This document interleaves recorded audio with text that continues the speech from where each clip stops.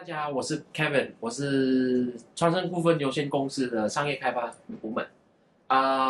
今天的话，采访的部分就是以第一个微信为主，然后今天的部分，我们想要介绍川盛股份有限公司，我们的服务就是提供两侧商品的部分。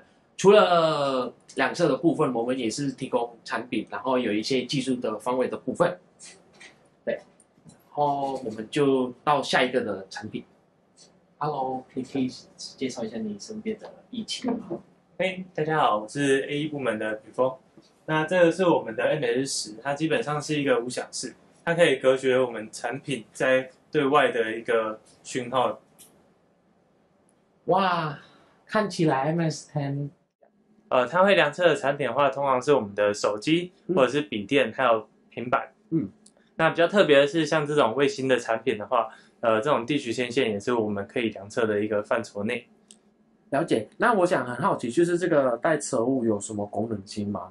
特点的部分，可以解释一下吗？我们主要 MS 在量测就是电磁波的行进的方向。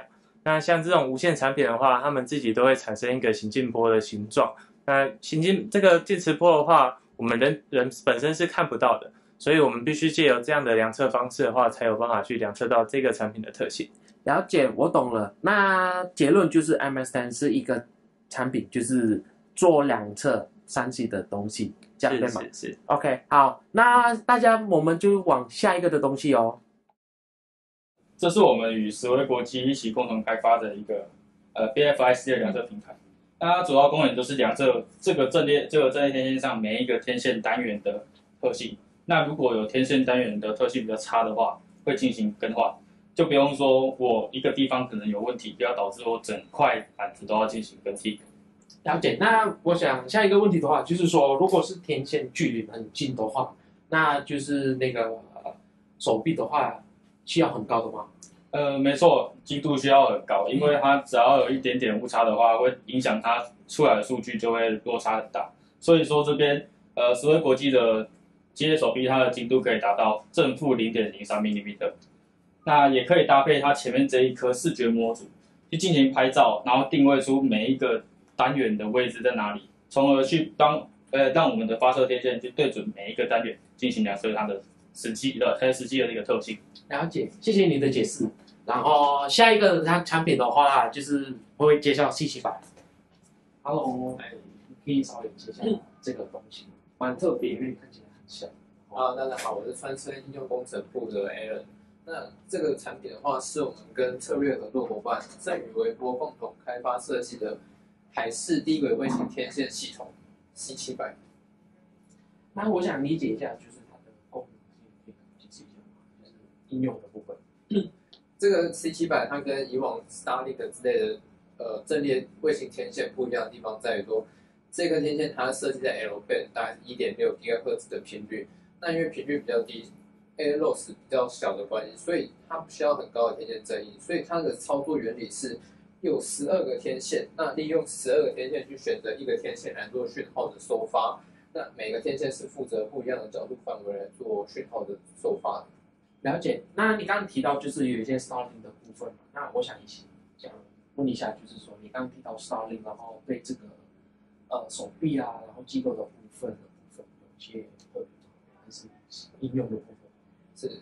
那像我们看到我们的下面这边有一个骑马机，那这个骑马机呢，是我们要用来模拟我们卫星天线在船上的时候，因为海浪的关系，到我们船只摇摆的时候，这个摇摆对我们天线性能的影响。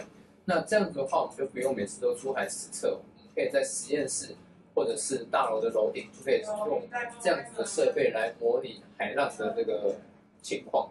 了解，谢谢一轩的解释。那看起来就是这个仪器就是在可以用在模拟海洋，对吧？是，对。OK， 好，谢谢大家。好大好大的东西，这是什么装置 ？Hello， 请问你是？我是川盛的同仁李。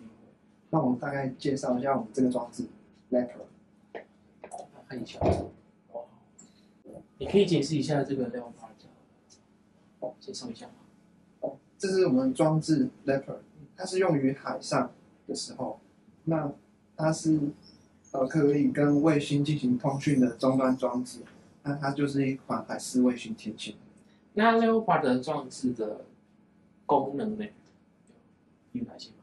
它的功能主要就是让在海上航行的船只呢，可以跟卫星进行通讯，让海上的人员呢可以跟陆地上的人员进行保持一定的联系，让增加航海的安全性。了解。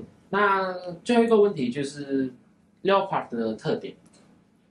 这个 Leopard 的特点呢，就是说它在卫星追踪的时候呢，它在水平角的时候的旋转是用马达去做旋转，那在俯仰角的改变的话是用电子式的切换，然后这样子可以减少马达的使用量，那降低整个装置的重量，然后增加耐用度。